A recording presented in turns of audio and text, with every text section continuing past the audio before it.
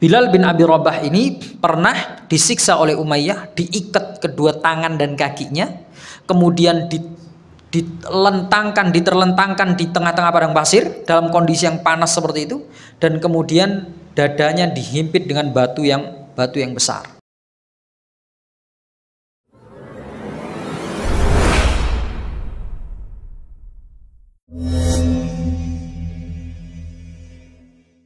Bismillahirrahmanirrahim. Assalamualaikum warahmatullahi wabarakatuh. Innal hamdalillah nahmaduhu wa nasta'inuhu wa nastaghfiruh wa na'udzu billahi min shururi anfusina wa sayyiati a'malina. May yahdihillahu fala mudilla lahu wa may yudlil fala hadiyalah. Asyhadu an la ilaha illallah wahdahu la syarikalah wa asyhadu anna Muhammadan 'abduhu wa rasuluhu la nabiyya ba'dah. قال الله تعالى في كتابه الكريم يا أيها الذين آمنوا اتقوا الله حق تقاته ولا تموتن إلا وأنتم مسلمون وقال يا أيها الناس اتقوا ربكم الذي خلقكم من نفس واحدة وخلق منها زوجها وبث منهما رجالا كثيرا ونساء واتقوا الله الذي تساءلون به والأرحام إن الله كان عليكم رقيبا وقال يا أيها الذين آمنوا اتقوا الله وقولوا قولا سديدا يصلح لكم أعمالكم ويغفر لكم ذنوبكم ومن يطع الله ورسوله فقد فاز فوزا عظيما أما بعد فإن أصدق الحديث كتاب الله وخير الهدى هدى محمد صلى الله عليه وآله وسلم وشر الأمور محدثاتها فإن كل محدثة بدعة wa kullu bid'atin dhalalah wa kullu dhalalatin finnar. Ma'asyiral muslimin rahimani wa rahimakumullah. Alhamdulillah, kita bersyukur kepada Allah Subhanahu wa taala pada kesempatan malam yang berbahagia ini kita kembali dipersatukan oleh Allah, dipertemukan oleh Allah Subhanahu wa taala di tempat yang mulia ini, di rumah Allah Subhanahu wa taala ini, dalam rangka untuk beribadah kepada Allah, mendekatkan diri kepada Allah dengan berbagai macam sarana ibadah yang telah disyariatkan kepada kita. Kemudian pada kesempatan yang berbahagia ini insyaallah kita akan melanjutkan materi kita tentang sirah, yaitu sejarah perjalanan hidup dari baginda Nabi Muhammad sallallahu alaihi wasallam. Pada kesempatan yang lalu pembahasan kita telah membahas tentang gangguan-gangguan yang dilancarkan oleh orang-orang musyrikin dalam menghalau atau menghadang dakwah Rasulullah sallallahu alaihi wasallam. Ya, berbagai macam cara mereka lakukan. Bahkan mereka memberikan penawaran-penawaran kepada Nabi Muhammad dengan penawaran-penawaran yang tidak pernah diberikan kepada orang lain, asalkan Nabi Muhammad mau berhenti untuk mendakwahkan ajaran agama Islam. Ya. Seorang bernama Al-Walid diutus oleh pembesar-pembesar Quraisy. Ya, Al-Walid ini adalah orang yang sangat bijaksana, dianggap sebagai orang yang berpengaruh. Dia diutus untuk menemui Nabi dan berdiskusi dengan Nabi. Ya. Maka Al-Walid memberikan penawaran-penawaran yang banyak. Wahai Muhammad, kalau kamu ingin jabatan maka kami akan berikanmu jabatan. Kalau kamu ingin harta maka kami akan berikan kamu harta. Kalau kamu ingin jadi raja maka kami akan jadikan kamu raja. Kalau kamu ingin wanita, kami akan beri wanita yang terbaik di kalangan kami. Ya. Asalkan engkau mau berhenti dari dakwahmu. Ya. Diberikan penawaran kepada beliau. Dan mereka juga orang-orang kafir Quraisy ini berulang kali datang kepada paman beliau yaitu Abu Thalib, agar Abu Thalib ini mau merayu keponakannya supaya keponakannya ini berhenti mendakwahkan agama Islam. Namun Abu Thalib tetap tidak mau. Ya, beliau menghargai dan menerima dakwah yang disebarkan oleh keponakannya itu, dan beliau berjanji akan membela keponakannya selama beliau masih hidup, ya. Dan yang menjadi pembela bagi Nabi Muhammad ini bukan hanya Abdul Muthalib, bukan hanya Abu Thalib saja dari kalangan keluarganya, banyak, ya, dari kalangan keluarganya. Nanti ada Al-Abbas bin Abdul Muthalib, ada juga Hamzah, ya, paman-paman beliau yang baik kepada beliau walaupun masih belum masuk Islam, ya. Hanya saja memang ada di antara paman beliau yang kemudian menolak dengan penolakan yang begitu keras terhadap dakwah beliau, yaitu Abu Lahab, ya. Nah, pada kesempatan yang berbahagia ini insyaallah kita akan membahas beberapa kisah yang akan mengantarkan kita kepada hijrah yang pertama kali dalam sejarah umat Islam, yaitu nanti hijrah ke Habasyah, ya. Sebelum kita membahas masalah hijrah ke Habasyah itu, kita akan membaca sedikit kisah perjuangan para sahabat-sahabat Nabi dalam mempertahankan keimanan mereka di tengah siksaan-siksaan yang mereka alami dari orang-orang musyrikin, supaya tergambar sedikit dalam benak kita bagaimana sih kondisi pada saat itu kok sampai kemudian memaksa mereka harus meninggalkan Makkah, meninggalkan tempat kelahiran mereka. Jamaah yang dirahmati Allah Subhanahu wa taala. Ada seorang yang bernama Umayyah bin Khalaf. Ya, Umayyah bin Khalaf, salah satu pembesar orang Quraisy pada saat itu, ya. Dan dia ini terkenal sebagai orang yang sangat kikir dan sangat keras permusuhannya kepada Nabi dan juga pengikutnya, ya. Umayyah bin Khalaf ini setiap kali dia melihat Rasulullah sallallahu alaihi wasallam pasti dia memaki Nabi, ya. Setiap ketemu Nabi pasti dihina Nabi, pasti dicaci maki habis, ya. Ya, dicaci maki. Sehingga karena hal ini sudah menjadi kebiasaan dia, sudah menjadi wataknya dia. Pokoknya setiap kali ada Nabi dicaci maki, dijelek-jelekkan, ya, dihina dan lain sebagainya. Akhirnya Allah Subhanahu wa taala kemudian menurunkan surat yang menyindir si Umayyah bin Khalaf ini. Allah Subhanahu wa taala menurunkan surat Al-Humazah, ya. Menurut Ibnu Hisham, beliau mengatakan bahwa Al-Humazah itu artinya orang yang suka mencela orang lain secara terang-terangan, ya. Jadi mencela secara terang-terangan ini istilahnya dalam bahasa Arab namanya humazah, ya. Humazah istilahnya, ya.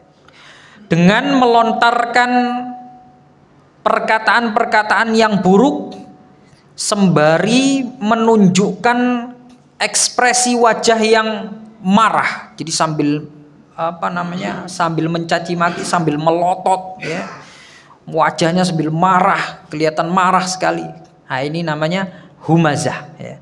Naam, al-humazah. Sedangkan di dalam surat Al-Humazah kan bunyinya wailul likulli humazatil lumazah, ya. Al-humazah disebutkan dua kata, humazah dan lumazah. Humazah adalah orang yang mencaci maki secara terang-terangan dengan menampakkan raut wajah yang sangat benci sekali. Sedangkan lumazah itu artinya orang yang mencela orang lain secara sembunyi-sembunyi atau orang yang gemar menebarkan gangguan kepada orang lain. Ini istilahnya lumazah, humazah dan lumazah. Nah, surat Al-Humazah ini turun untuk menyindir perilaku si Umayyah ini tadi, ya. Umayyah bin Khalaf yang terus-menerus mencaci Nabi Shallallahu Alaihi Wasallam kemanapun Nabi Shallallahu Alaihi Wasallam pergi, ya. Pokoknya bertemu sama dia pasti akan dicela olehnya. Nah, Nah, Umayyah bin Khalaf ini mempunyai saudara namanya Ubay. Ya, ada Umayyah, ada Ubay. Sama-sama bapaknya adalah Khalaf namanya. Nah, Ubay bin Khalaf ini juga sama. Perilakunya juga tidak jauh berbeda dengan kakaknya. Sama-sama jahat, sama-sama benci luar biasa kepada Nabi sallallahu alaihi wasallam.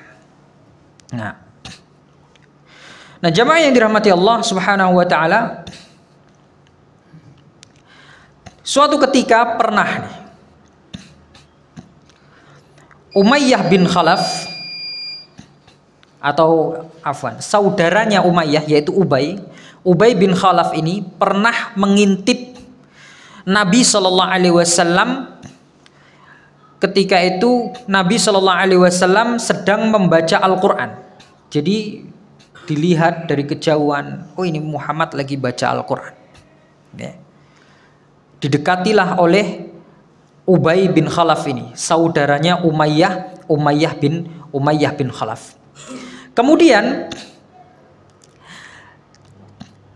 ketika si Umayyah bin Khalaf atau Ubay bin Khalaf ini melihat Nabi Shallallahu Alaihi Wasallam membaca Al-Quran, datang sahabatnya dia, temannya Ubay bin Khalaf. Namanya adalah Uqbah bin Abu Mu'id, ya, Uqbah. Ya. Nah, ketika si Ubay bin Khalaf ini melihat Nabi sedang baca Al-Quran, si Uqbah datang. Ngapain tuh si Ubay? Kok liatin Muhammad? Ternyata dia mengetahui bahwa si Ubay ini sedang seperti memata-matai Nabi Muhammad. Ngapain si Muhammad ini? Ternyata sedang membaca Al-Quran. Akhirnya dibisiki oleh Uqbah. Dia diberi semacam tantangan. Kalau bahasa kita mungkin challenge gitu. Ya. Wahai Ubay, ya, kalau kamu berani, coba kau ludahi itu Muhammad. Ya. Dan ternyata benar. Ubay merasa tertantang. Akhirnya diludahi betul itu wajahnya Nabi Muhammad Sallallahu Alaihi Wasallam. Waliyadzubillah. Diludahi oleh Ubay bin Khalaf, saudaranya Umayyah bin Khalaf ini. Ya. Sangat jahat sekali perilakunya. Ya. Kemudian Uqbah, temannya si Ubay tadi, ketika melihat Ubay bin Khalaf meludahi wajahnya Rasulullah, dia segera menumbuk tulang, ya, sampai halus. Kemudian tulang itu ditaburkan di atas Rasulullah Sallallahu Alaihi Wasallam, ya, untuk mengganggu beliau. Kemudian di antara gangguan-gangguan yang didapatkan oleh Nabi Shallallahu Alaihi Wasallam adalah gangguan dari orang yang bernama Abu Jahal. Abu Jahal ini di kaumnya sebetulnya dikenal dengan Abul Hakam. Abul Hakam itu artinya orang yang sangat bijaksana, orang yang sangat pintar, bijaksana. Disebut dengan Al-Hakam, Abul Hakam. Ya. Tapi karena dia ini, karena kepintarannya, kecerdasannya, dan kebijaksanaannya kemudian tidak mau menerima agama Allah, maka oleh Rasulullah SAW dan para sahabatnya dirubah julukan Abul Hakam ini menjadi Abu Jahal, bapaknya kebodohan. Jadi orang yang paling dungu, orang yang paling bodoh dia ini. Ya. Sudah diberi akal sehat, sudah diberi otak, sudah diberi kecerdasan, tapi tidak mau digunakan untuk menerima agama Allah subhanahu wa ta'ala, maka dijuluki dengan sebutan Abu Jahal. Nah, kadang-kadang Abu Jahal ini, ya, dia mendekati Nabi Shallallahu Alaihi Wasallam untuk mendengarkan bacaan Al-Quran dari Nabi Shallallahu Alaihi Wasallam. Ya. Jadi Abu Jahal ini, dia kan orang pintar. Kadang-kadang dia itu penasaran dengan bacaan-bacaan yang dibaca oleh Nabi Shallallahu Alaihi Wasallam. Akhirnya kadang dia duduk, Nabi membaca Al-Quran, dia duduk. Dan para ulama mengatakan, sebagian para ulama sejarah mengatakan bahwa Abu Jahal ini sebetulnya dia tertarik, ya, dengan ayat-ayat, setiap lantunan ayat Al-Quran yang dibacakan oleh Nabi Muhammad.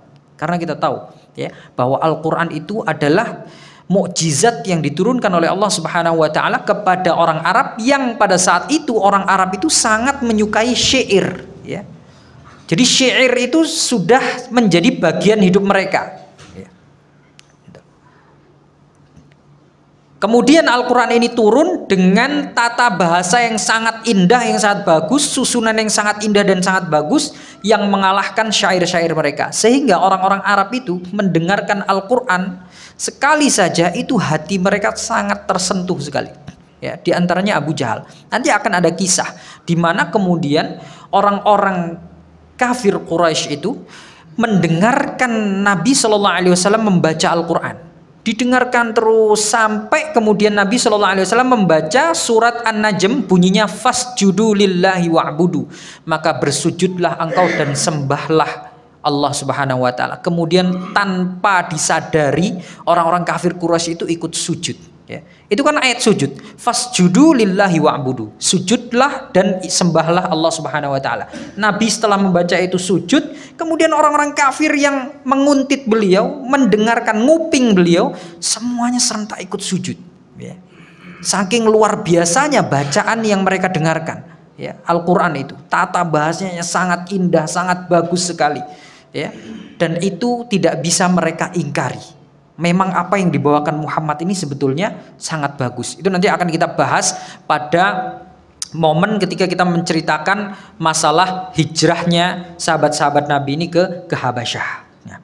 Nah, Abu Jahal karena dia ini adalah tokoh, maka dengan kesombongan dia, maka kesombongannya ini membuat dia tidak mau mengimani ayat-ayat yang dibacakan oleh Nabi, padahal dia ini tertarik gitu.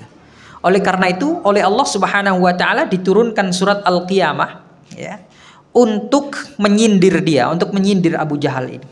Ayat ke-31 sampai 35 Allah Subhanahu Wa Taala mengatakan fala saddaqa wala shalla walakin kadzdzaba wa tawalla thumma dhahaba ila ahlihi yatamatta aula laka fa aula thumma aula laka fa aula. Kita lihat susunan Al-Quran itu seperti itu, ya. Jadi akhir-akhirnya itu indah, ya. Awalannya indah, pertengahannya indah, bahkan akhir-akhir ayatnya pun banyak yang sama gitu loh, ya. Mengalahkan syair-syair orang Arab yang biasa mereka lantunkan, ya. Itu yang membuat mereka kemudian takjub terhadap Al-Quran. Kok bisa membuat susunan seperti itu? Apalagi mereka tahu bahwasanya Nabi Muhammad itu nggak bisa baca, nggak bisa tulis. Kok hebat sekali Muhammad ini, ya. Sehingga mereka tambah yakin nggak mungkin ini dari Muhammad, ini nggak mungkin, ya. Ini pasti dari Allah Subhanahu Wa Taala, dari Tuhan yang Maha Esa. Nah, ini kemudian arti dari surat Al-Qiyamah itu adalah fala saddaqa wala shalla, dan dia tidak mau mendengarkan atau tidak mau membenarkan Rasul dan Al-Quran, dan juga tidak mau mengerjakan salat. Fala saddaqa wala shalla.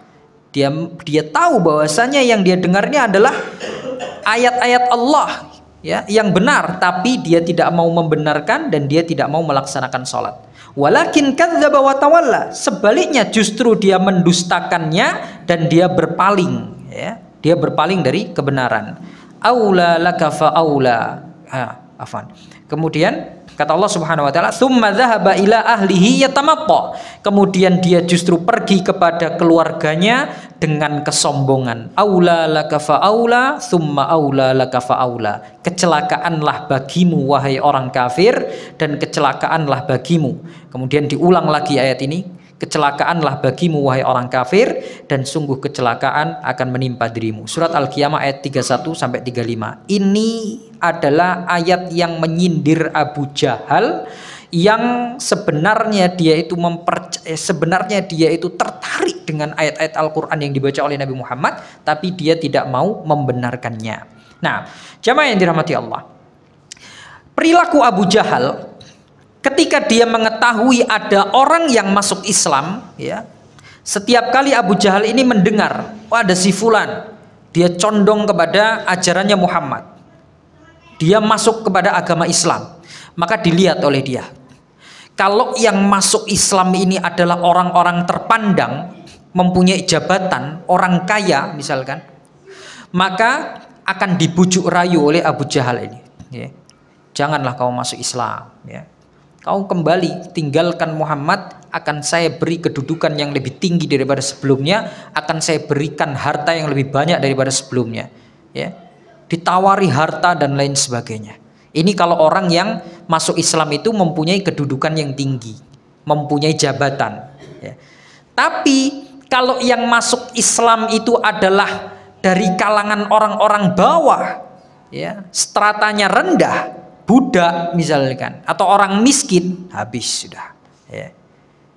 Disiksa oleh Abu Jahal ini. Ayo tinggalkan Muhammad, dipukul, dijemur mereka di tengah-tengah padang pasir dan lain sebagainya. Ya. Dan jamaah yang dirahmati Allah, akan kami ceritakan beberapa pengalaman sahabat, pengalaman pahit yang pernah dirasakan oleh sahabat di masa-masa awal keislaman. Ya. Yang pertama adalah sahabat Utsman bin Affan radhiyallahu taala anhu. Utsman bin Affan, orang yang mulia. Beliau adalah khalifah ketiga, pengganti khalifah keempat apa ketiga? Ketiga. Nah, Abu Bakar, Umar, dan Utsman. Nah, khalifah ketiga. Ya. Siapa sangka dahulu ketika awal-awal masuk Islam, beliau ini ternyata pernah merasakan pengalaman yang pahit. Ya. Beliau masuk Islam, diislamkan oleh siapa? Abu Bakar As-Siddiq radhiyallahu taala anhu. Pada saat itu usia beliau 30 tahun. Usianya Utsman bin Affan ini. Ketika dia masuk Islam, pamannya dengar, pamannya Utsman bin Affan marah langsung. Ya. Dipanggil nih Utsman bin Affan, dimarahi, dihardik habis-habisan, dicela habis-habisan, disuruh meninggalkan Nabi Muhammad, agamanya Nabi Muhammad.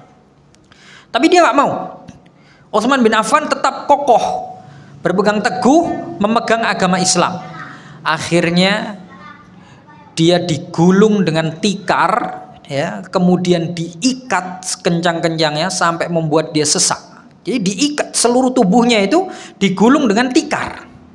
Kemudian ditali. Setelah itu digantung. Baru setelah digantung, di bawahnya diasepi dia. Ya. Pamannya ini. Jadi gimana rasanya itu? Sudah kena asap yang membumbung, dalam kondisi dia berada di gulungan tikar itu. Nggak bisa gerak sama sekali, nggak bisa. Nggak dikasih makan, nggak dikasih minum. Ya. Terus dibiarkan seperti itu, ya. Tujuannya adalah supaya keponakannya ini meninggalkan agama Islam. Ya. Tapi ternyata Utsman bin Affan radhiyallahu taala anhu tidak bergeming sedikit pun, ya. Tidak mau meninggalkan agama Islam. Kemudian ada sahabat Bilal bin Abi Rabah, ya. Bilal pada saat itu menjadi budaknya Umayyah bin Khalaf, orang yang pertama tadi saya ceritakan. Umayyah bin Khalaf, yang saudaranya namanya Ubay bin Khalaf, meludahi mukanya Rasulullah tadi, ya. Nah, dia punya saudaranya dia, Umayyah bin Khalaf. Umayyah bin Khalaf punya budak namanya Bilal bin Abi Rabah. Disebutkan fisiknya Bilal bin Abi Rabah ini, dia adalah orang yang kekar, kulitnya sangat hitam, rambutnya keriting kayak merica gitu, ya. Jadi keriting sekali, ya. Dan dia dijadikan sebagai budak oleh Umayyah bin Khalaf. Disebutkan bahwa Bilal bin Abi Rabah ini pernah suatu ketika lehernya itu diikat oleh tali kayak kambing gitu, kayak binatang gitu. Kemudian diseret dia ke hadapan anak-anak kecil, diserahkan tali itu kepada anak-anak kecil yang sedang bermain untuk dibawa lari-lari ke keliling Ka'bah. Ya. Jadi yang bawa itu anak-anak kecil-kecil itu. Ya, padahal orang tua. Ya. Bilal bin Abi Rabah pada saat itu sungguh dipermalukan dan dihinakan, ya, supaya dia meninggalkan agama Islam. Semakin ditarik oleh anak-anak kecil itu, semakin kencang ini ikatan di lehernya, sampai membekas, sampai lehernya itu seret gitu loh, ya, sampai untuk bernafas saja susah. Ya begitulah seorang budak. Ya. Kalau dia berhenti, setiap kali berhenti oleh Umayyah bin Khalaf dipukul dia pakai tongkat. Ya. Disuruh ayo lari terus, ikuti anak-anak itu, terus seperti itu. Wal'iyadzubillah. Kemudian Pernah juga Bilal bin Abi Rabah ini dia dijemur di tengah teriknya sengatan matahari di tengah-tengah padang pasir. Disuruh duduk di tengah-tengah padang pasir, kemudian tidak diberi makan, tidak diberi minum seharian. Dan jangan dibayangkan teriknya padang pasir itu sama seperti teriknya di tempat kita, enggak. Antum barangkali pernah melihat video, saya pernah melihat video itu. Orang di daerah timur tengah sana, di tengah-tengah padang pasir, dia masak telur itu di atas batu di bawah teriknya matahari. Matang. Itu panas sekali.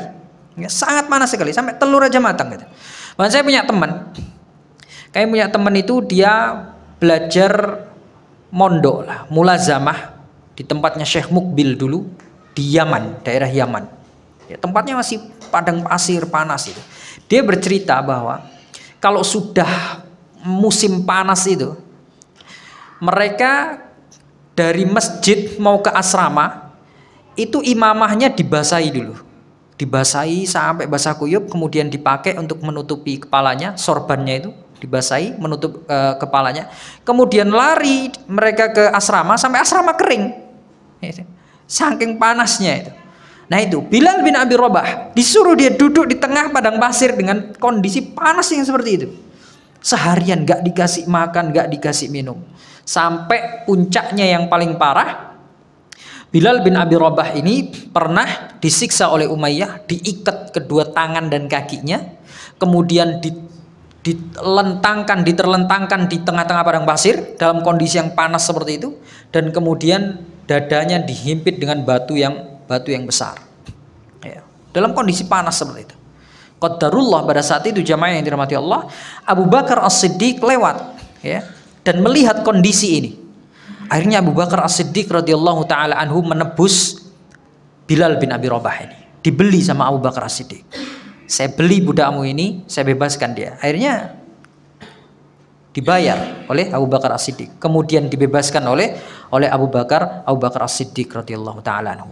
Nah, dalam sebuah riwayat, ketika Bilal bin Abi Rabah disiksa itu, dia diperintahkan untuk meninggalkan Nabi Muhammad, atau paling tidak kalau nggak mau mengikrarkan bahwa dia mau meninggalkan agamanya Nabi Muhammad, setidaknya dia memuja atau memuji Latta ataupun Uzza, ya.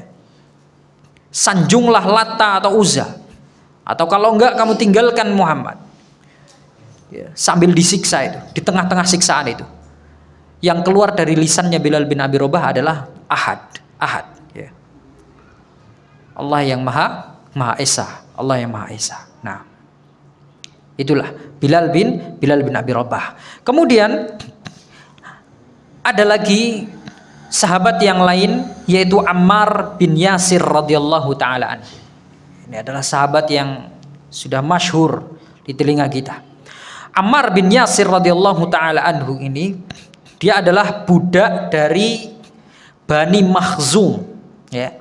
Dia masuk Islam langsung sekeluarga.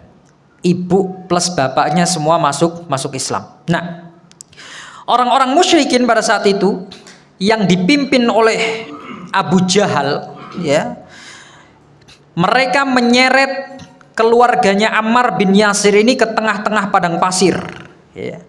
Sama kondisinya kayak Bilal bin Abi Rabah itu, diseret di tengah-tengah padang pasir, kemudian disiksa, dipukuli di tengah teriknya panas matahari. Dipaksa mereka meninggalkan agamanya Nabi Muhammad. Pada saat itu Nabi Muhammad SAW sebenarnya lewat, ya, dan melihat kondisi itu. Tapi Nabi Muhammad tidak bisa berbuat banyak, ya. Nabi Muhammad hanya menasehati, menyampaikan pesan kepada Ammar bin Yasir dan keluarganya, ya, dengan mengatakan, sabarlah wahai keluarga Ammar, karena tempat yang menunggu kalian adalah surga. Langsung oleh Nabi SAW ditetapkan mereka sebagai penghuni surga. Itu membuat mereka semakin kokoh keimanannya. Akhirnya mendengar Nabi SAW menjanjikan surga bagi mereka, maka ayahnya Ammar bin Yasir pada saat itu dia menolak untuk meninggalkan agama Islam. Akhirnya dia dipukuli sampai mati di situ. Kemudian istrinya, ibunya Ammar bin Yasir, ditusuk oleh Abu Jahal ini, ya. Mohon maaf, dari kemaluannya sampai tembus ke kepalanya sama tombak. Mati kedua-duanya. Ayah dan ibunya Ammar bin Yasir ini mati. Ammarnya sendiri disiksa habis-habisan. Disiksa, setiap kali siksaan dia disuruh disuruh memuja Uzza atau Lata atau meninggalkan agamanya Muhammad. Karena Ammar bin Yasir ini orangnya kecil, kurus gitu ya. Dia ini nggak tahan menerima siksaan yang begitu keras kepada dirinya. Dipukuli itu dia teriak-teriak minta tolong, dia nggak tahan sudah. Akhirnya ketika dia disuruh untuk memuja Lata dan Uzza, dia lakukan itu. Ya. Disuruh mengakui bahwa Lata dan Uzza sebagai Tuhan, dia lakukan itu. Disuruh menghina Nabi Muhammad, dia lakukan itu. Akhirnya dilepaskanlah Ammar bin Yasir ini. Dia melakukan itu tujuannya adalah supaya mereka ini menghentikan siksaan kepada dirinya. Namun setelah dia melakukan itu, setelah dia menghina Nabi Muhammad, setelah dia memuja-muja Lata dan Uzza, dia menyesal. Dia bertemu kepada Rasulullah SAW sembari menangis dan menceritakan kondisi yang terjadi kepada dirinya. Akhirnya turunlah sebuah ayat, ya, yang berbunyi surat An-Nahl ayat ke-106, illa man ukriha wa qalbuhu mutmainnun bil iman. Man kafara billahi min ba'di imanihi illa man ukriha wa qalbuhu mutmainnun bil iman. Artinya adalah barang siapa yang kafir kepada Allah sesudah dia beriman, ya, sudah mendapatkan hidayah kemudian dia kafir, murtad, maka dia akan mendapatkan kemurkaan dari Allah Subhanahu wa taala, illa man ukriha wa qalbuhu mutmainnun bil iman, kecuali orang-orang yang terpaksa, yang dipaksa untuk kafir namun hatinya tetap beriman kepada Allah, maka ini diampuni. Dia tidak dianggap sebagai orang yang murtad. Makanya kalau nanti kita menemui kondisi seperti itu, misalkan ya, wal'iyadzubillah, semoga tidak ya, ketika barangkali ada orang kita temui atau wal'iyadzubillah itu menimpa diri kita, kita dipaksa oleh orang untuk meninggalkan agama kita, agama Islam ini, dengan siksaan-siksaan yang kita kemudian tidak mampu untuk menahan siksaan itu, ya, maka boleh saja ya, lisan kita mengatakan suatu kekufuran tapi hati kita tetap beriman, ya. Tapi yang lebih utama adalah tetap kita mempertahankan agama Islam kita secara terang-terangan, ya. Hanya saja kalau memang sudah tidak sanggup, maka hal ini diperbolehkan, keterpaksaan, karena memang la ikraha fiddin. Allah tidak memberikan paksaan dalam agama ini. Kalau sudah gak kuat, sudah gak apa-apa, ya. Katakan saja apa yang diinginkan oleh orang-orang kufar itu. Yang penting hati kita tetap beriman kepada Allah Subhanahu wa taala. Nah,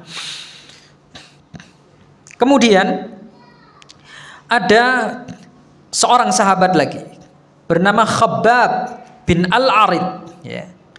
Khabbab bin Al-Arid ini adalah budak miliknya Ummu Ammar binti Siba Al-Khuzaiyah.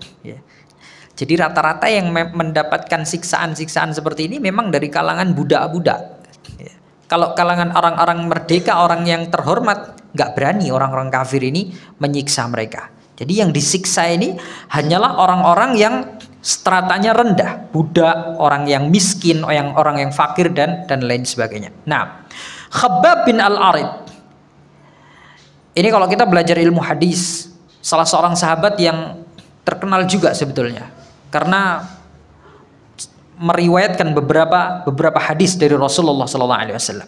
Khabbab bin Al-Arid ini dia juga mengalami berbagai macam penyiksaan, ya, dari orang-orang kufar. Disebutkan di sini bahwa orang-orang kafir Quraisy mereka mencengkeram rambutnya Al-Khabbab bin Al-Arid ini, ya. Kemudian rambutnya itu dijambak, ditarik dengan sangat keras, ya. Kemudian mereka membelitkan tali di lehernya, ya. Ditarik, dijambak, kemudian lehernya diikat dengan tali, kemudian mereka menelentangkannya di tanah hingga beberapa kali, ya. Kemudian mereka meletakkan sebuah batu di atas tubuhnya hingga dia tidak mampu berdiri lagi. Sama kondisinya dengan Bilal bin Abi Rabah. Kemudian ada sahabiyah, ya, namanya Zinnirah dan Nahdiyah. Mereka ini juga disiksa oleh orang-orang musyrik, ya, dengan siksaan-siksaan seperti yang dialami oleh orang-orang lemah yang lainnya, ya. Bahkan ada di antara mereka ini, Zinnirah dan Nahdiyah ini pernah disiksa oleh Umar bin Khattab radhiyallahu taala anhu. Pada saat itu Umar bin Khattab belum masuk Islam. Jadi mereka ini dipukuli oleh Umar bin Khattab dan terus dipukul sama Umar bin Khattab ini. Umar bin Khattab nggak berhentinya pada saat Umar bin Khattab sudah lelah, ya. Umar bin Khattab kemudian mengatakan, aku tidak berhenti memukuli kalian kecuali karena aku lelah, gitu. Jadi dipukuli terus. Berhentinya Umar bin Khattab ini karena dia lelah, kecapean sendiri menyiksa ini, maka dia berhenti. Ini Umar bin Khattab, ya. Tapi alhamdulillah kemudian Allah Subhanahu wa taala memberikan hidayah kepada beliau. Nah, dan sebetulnya masih banyak lagi sahabat-sahabat Nabi Shallallahu Alaihi Wasallam yang memiliki pengalaman-pengalaman yang pahit dalam mempertahankan keimanan mereka di awal-awal Islam. Ada yang dipakaikan zirah besi atau baju besi, ya. Baju besi itu dipakaikan kepada mereka dalam kondisi baju dalamnya ini dilepas. Jadi mereka ditelanjangi, kemudian dipakaikan baju dari besi, kemudian dijemur di tengah padang pasir sampai matang kulitnya itu, ya. Disiksa seperti itu. Ada yang ditarik hidup-hidup, ya, keliling ke kota Mekah dan lain sebagainya. Sangat keras siksaan-siksaan yang dialami oleh sahabat-sahabat Nabi Shallallahu Alaihi Wasallam ini. Nah, kemudian jamaah yang dirahmati Allah, Nabi Shallallahu Alaihi Wasallam sendiri yang berulang-ulang kali mendengar bahkan melihat sendiri para sahabat-sahabatnya itu disiksa, mengalami penyiksaan-penyiksaan yang begitu pedih dari orang-orang kafir Quraisy ini, beliau nggak tega akhirnya. Kemudian Nabi Shallallahu Alaihi Wasallam mengambil langkah yang bijaksana, yaitu apa? Nabi memerintahkan kepada para sahabatnya untuk sembunyi-sembunyi dalam mensyiarkan agama Islam. Mereka kalau sholat disuruh sholat secara sembunyi-sembunyi. Mereka kalau membaca Al-Quran disuruh membaca Al-Quran sembunyi-sembunyi, ya. Jangan terang-terangan. Tidak boleh terang-terangan, ya. Dan beliau memilih rumahnya Al-Arqam. Ada sahabat namanya Al-Arqam bin Abil Alqam, ya, Al-Makhzumi. Rumahnya itu berada di atas Bukit Sofa, jauh di atas Bukit Sofa, dan tidak terjamah oleh orang-orang kafir. Orang-orang kafir Quraisy itu tidak memperhatikan rumahnya Al-Arqam ini. Nah, rumahnya Al-Arqam inilah yang kemudian dijadikan base oleh Nabi Shallallahu Alaihi Wasallam, dijadikan markas oleh beliau, ya, jadikan base camp oleh beliau dan juga sahabat-sahabatnya, ya. Kalau beliau ingin menyampaikan ilmu agama tidak secara terang-terangan lagi, beliau ke Darul Arqam, dikenal dengan sebutan Darul Arqam, rumahnya Al-Arqam. Sembunyi-sembunyi mereka datang ke sana. Nabi pun sembunyi-sembunyi datang ke rumahnya Al-Arqam ini untuk melakukan ibadah bersama, untuk mengajarkan ilmu agama Islam dan seterusnya, ya. Tidak secara terang-terangan. Karena apa? Karena Nabi kasihan, ya. Nabi kasihan kepada sahabat-sahabatnya yang disiksa terus-menerus oleh orang-orang kafir Quraisy ini. Tapi Nabi Shallallahu Alaihi Wasallam sendiri beliau tidak mempedulikan dirinya, ya. Beliau tetap dakwah secara terang-terangan. Beliau tetap mensyiarkan agama Islam ini secara terang-terangan. Jadi yang lain disuruh sholat sembunyi-sembunyi, beliau sholat di Ka'bah secara terang-terangan, ya. Yang lain disuruh ibadah sembunyi-sembunyi, beliau terang-terangan. Beliau membaca Al-Quran terang-terangan di Ka'bah. Karena apa? Karena Nabi Shallallahu Alaihi Wasallam mempunyai pelindung-pelindung, keluarganya, ya, dihormati. Jadi nggak semena-mena orang mau menyakiti Nabi seperti yang dilakukan orang-orang kafir Quraisy kepada sahabat-sahabat yang lain itu, ya. Tapi walaupun demikian bukan berarti Nabi selamat dari gangguan orang kafir Quraisy, enggak, ya. Beliau pernah dilempari kotoran ketika sedang sujud, ya. Kotoran binatang itu diletakkan di punggungnya. Pernah isi perutnya binatang sembelihan itu diambil, ditaruh di pundak beliau ketika beliau sholat, ya. Gangguan-gangguan, bahkan beliau pernah diinjak, batang lehernya itu diinjak, ya, sampai beliau kesulitan nafas. Tapi semua gangguan-gangguan itu Nabi Shallallahu Alaihi Wasallam abaikan, ya, nggak digubris, sama sekali nggak digubris oleh Nabi Shallallahu Alaihi Wasallam, ya, sama sekali tidak digubris oleh beliau. Dihina diem aja, ya, nggak dibalas oleh Nabi Shallallahu Alaihi Wasallam, dibiarkan, sehingga itu menambah amarah orang-orang kafir, ya. Jadi gitu, kalau kita dihina oleh orang, dipancing emosi kita, kalau kita diam, maka orang yang menghina kita itu akan semakin jengkel gitu loh. Ini orang dihina tapi kok nggak marah-marah gitu, malah geram mereka, malah jengkel sekali, ya. Pernah suatu ketika Abu Jahal, dia bersumpah, saya bersumpah akan menginjak batang lehernya Muhammad ini. Ketika Nabi Muhammad sedang sholat di hadapan Ka'bah, mau diinjak, kemudian Abu Jahal ini mundur sambil tangannya itu diremas-remas gini, karena emosi, dia marah banget. Kemudian orang-orang melihat, orang-orang kafir Quraisy itu melihat perilaku Abu Jahal ini dan bertanya, "Wahai Abul Hakam, apa yang kamu lakukan? Kenapa kok nggak jadi kau injak aja itu batang lehernya Muhammad itu?" Abu Jahal mengatakan, "Aku melihat di antara Muhammad dengan diriku ini ada parit dari parit dan seperti api yang menghalanginya, ya. Dan itu berada di sisi kanan dan kirinya Muhammad." Gitulah. Kata Nabi Muhammad SAW, demi Allah, kalau seandainya Abu Jahal itu nekat dia menginjak Nabi SAW, maka malaikat akan mencabik-cabik seluruh tubuhnya, ya. Jadi ini bentuk pertolongan Nabi Muhammad pertolongan Allah Subhanahu wa taala kepada nabinya yang mulia. Nah, jamaah yang dirahmati Allah Subhanahu wa taala, kondisi seperti ini terus berjalan sampai pertengahan tahun kelima dari kenabian, pertengahan tahun kelima. Jadi kan Nabi Shallallahu Alaihi Wasallam 3 tahun pertama semenjak beliau diangkat menjadi nabi, dakwah beliau secara sembunyi-sembunyi. Masuk tahun keempat baru beliau dakwah secara terang-terangan. Dari awal tahun keempat ini, gangguan-gangguan kepada kaum muslimin ini terus berdatangan, ya. Dan terus semakin berat gangguan-gangguan yang dirasakan oleh kaum muslimin sampai pertengahan tahun kelima dari masa kenabian.